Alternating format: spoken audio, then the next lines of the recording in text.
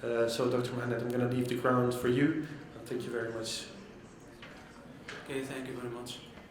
Hope my voice is clear. That's good.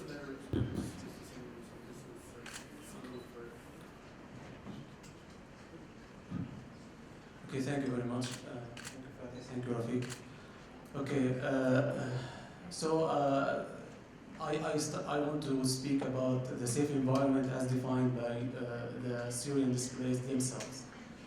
I go through it through some kind of principles and facts, and then I'll go to speak about why it's so important, the safe environment itself, and then how the displaced aware about that concept, and then I go more deep about the most important conditions to be changed from the perspective of the displaced, and then at last I'll go how to achieve the safe environment in the reality.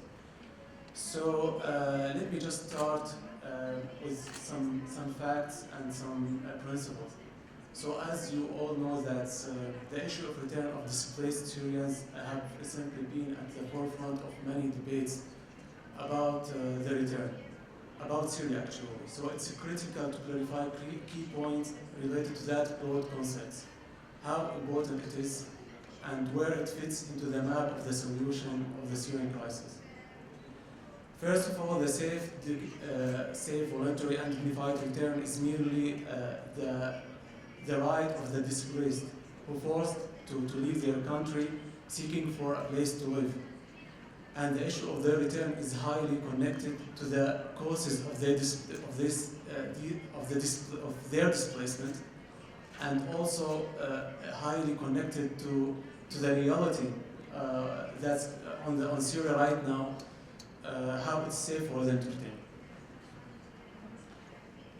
The one thing about which they can't be any debate, that we, the displaced, have the right to return to our previous residences in Syria without fear of persecution, discrimination, intimidation, or denigration based on race, religious affiliation, political leaning, or any other reason. A safe environment means the safety of any returnees. It's the minimum and fundamental part of any talk about the safe, voluntary, and dignified return. Actually, it's the precondition for any possible or sustainable return to Syria in the future. So if we go more deeper into the concept of the safe environment, why it is so important?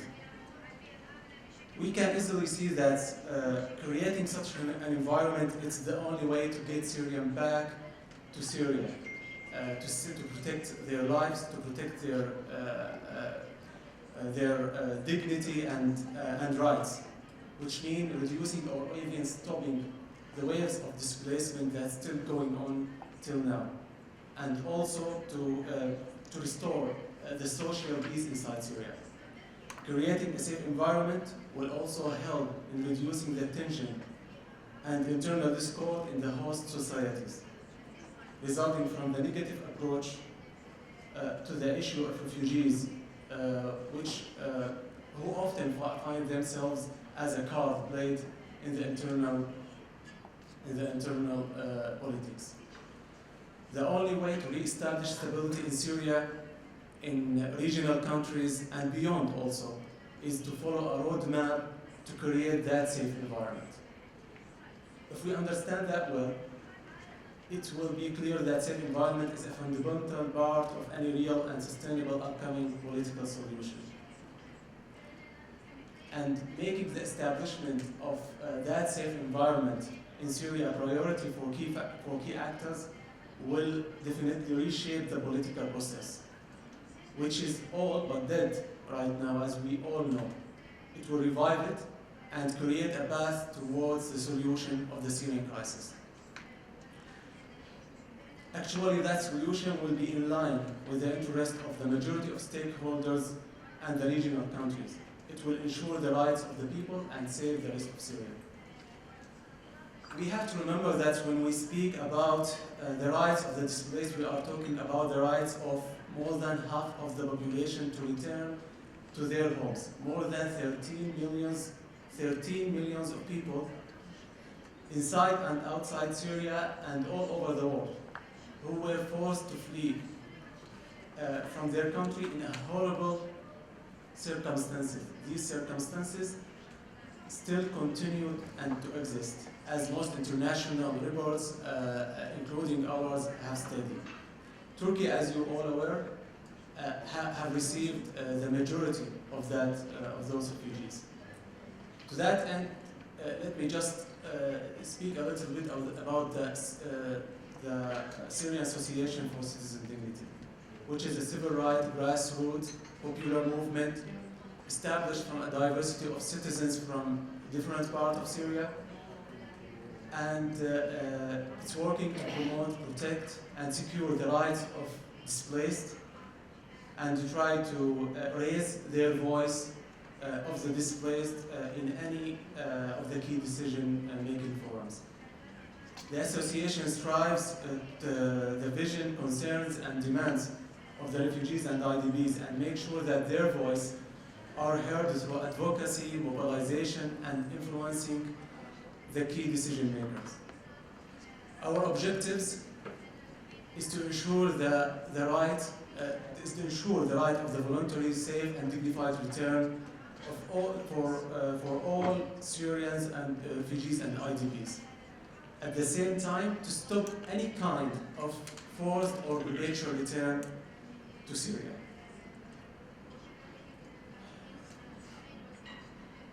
After working for more than 3 years in many countries and inside Syria, revealing the realities and summing the voices of and ideas of the Syrians with hundreds of activities and discussions, as well as many concise and thematic reports, we can say that 73% of displaced wants to return to Syria if the conditions of the safe environment are met. This means at least 9 million of displaced want to return, but needs to see significant changes to be in place on the ground before they return. These conditions are fully discussed in our Syria report published before and in other reports as well, which provide unprecedented insight to the conditions facing returnees and also some key issues like the minimum legitimacy, the minimum threshold of legitimacy of elections, as you can see with the report shared with you. What change do the displaced want to see in order to return? If we go in more details about the changes which are clear in the minds of the displaced and they want to see in place in order to feel ready to return, we can categorize them into the following. Security issue, including security apparatus reform and unconditional release of the detainees, constitutional and political reform, social conditions, and economical conditions. Actually, the vast majority of the displaced feel or stated that the essential conditions for them to return is related to the security conditions. Displaced people don't trust security guarantees by the regime or its allies. They feel they are unwilling to risk returning to their home with the regime still entrenched and normalized, given that its security service permits all aspects of life in Syria, arrested of their neighbors and relatives serves as a strong reminder for them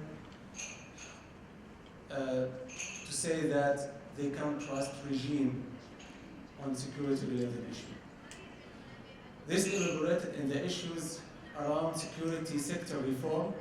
That's which was the #1 priority for them, as about 82% called for complete dismantling of the current security service and reform them in a ways that would guarantee their performance, would focus on the internal security function, ensuring the security of citizens and protecting the people in accordance to the law.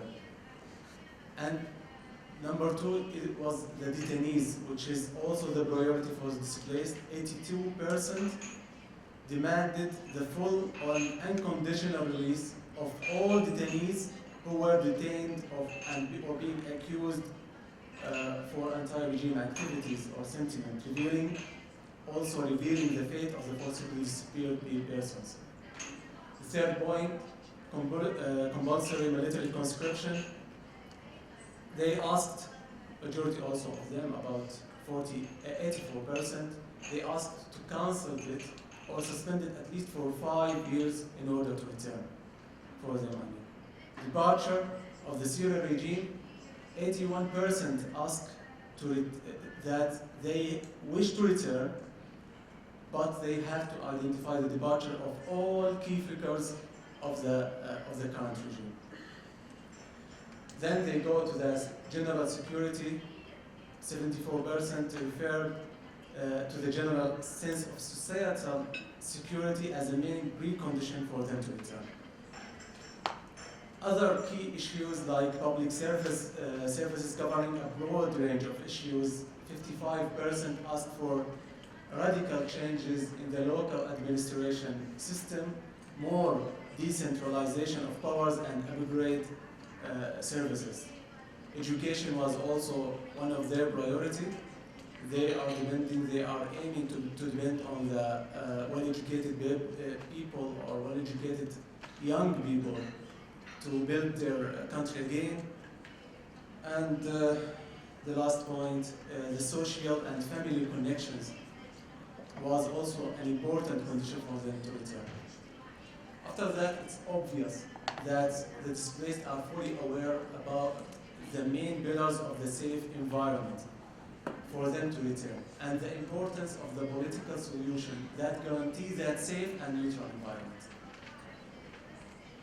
And here we have to say that after holding long and detailed discussions with Syrian and international experts, collecting data, integrating the Syrian voices, ideas, providing statistics and facts about the reality inside Syria, and studying examples from other countries which experience the similar conditions related to the huge waves of displacement and destruction because of war. SACD are about to publish a position paper that will translate all that efforts in a legal, detailed position that will aid in defining the safe environment as a reality in Syria and providing all key actors with roadmap on how to do it step by step. So how to achieve the safe environment? First of all, the influential countries, international and regional actors should agree that safe environment is the cornerstone of any political solution. Upcoming political solution. Creating the safe environment in very detailed and fine steps will serve as a foundation for the other component of the political discourse, such as elections, constitution, and reconstruction. They have to know that any other component will not be effective, even credible, without the environment that protects the rights of half of the population. If we believe in that, as a consequence, all stakeholders should be involved in a clear process with concrete responsibilities to achieve it. The process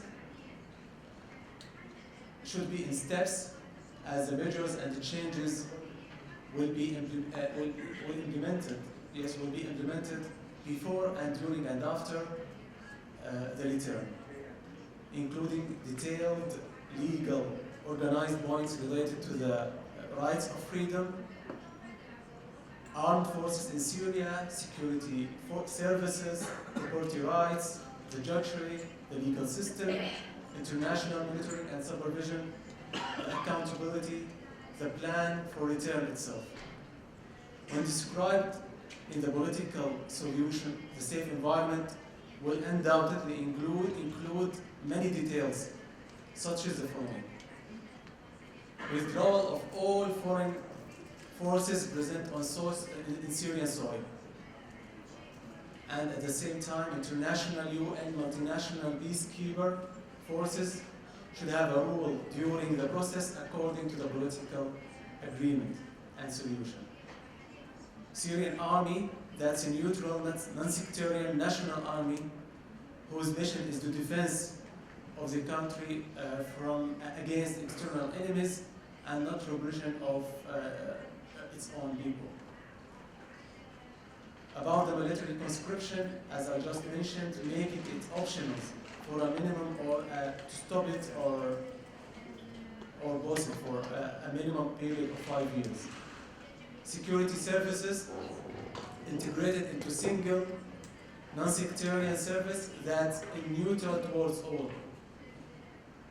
The same for judicial system, single unified judicial system exercising its function in all territories in Syria and in a neutral, independent and transparent manner.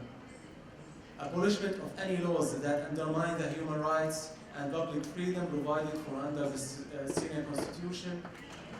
Repeal of any law that hinder the return of refugees and IDPs. Restitution of properties lost or seized since 2011 and as well as before that, for direct or indirect political reason.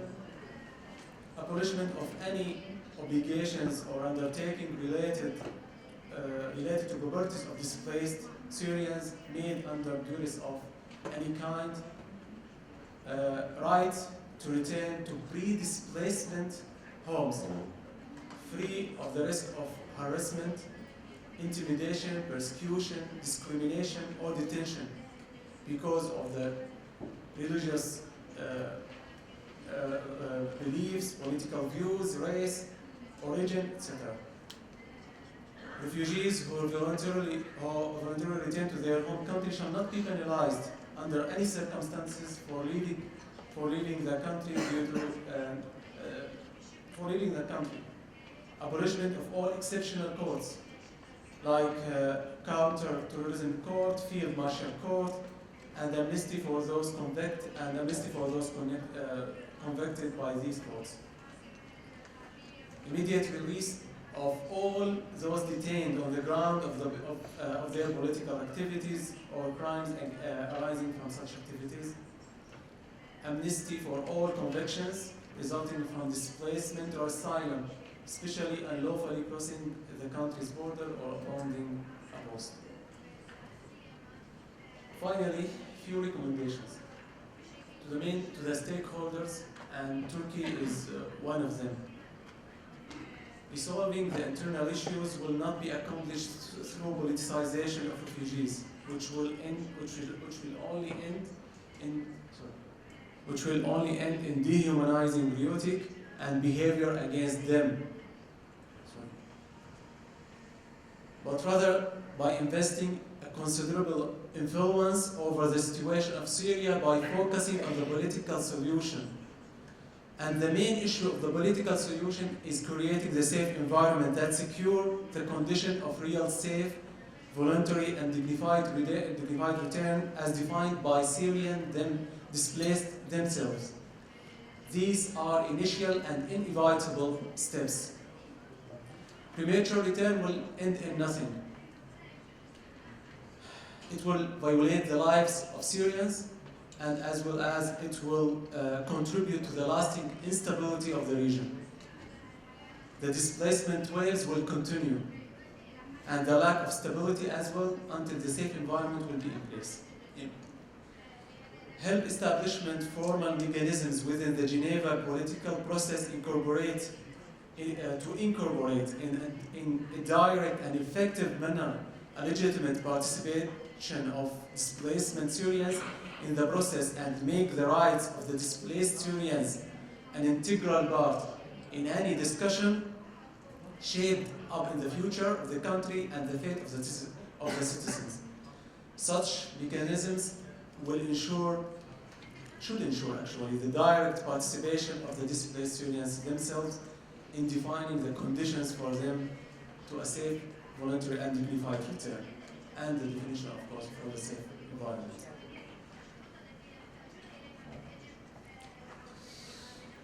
And a few recommendations for UN and the Office of Special Envoy. Securing the rights and minimum conditions for return as expressed by the refugees and IDPs is a fundamental part of any political solution. And for the UNHCR, it should be make into account the minimum conditions for return defined by the Syrian displaced themselves when determining the minimum threshold for return. Engage with Syrians displaced to assess the current situation inside Syria and the current thresholds, and adjust these thresholds in line with their views. Provide clear and timely information about the current conditions, as I just mentioned.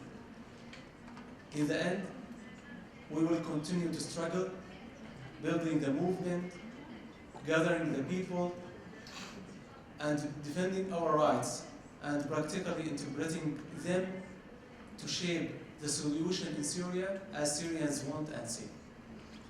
Thank you.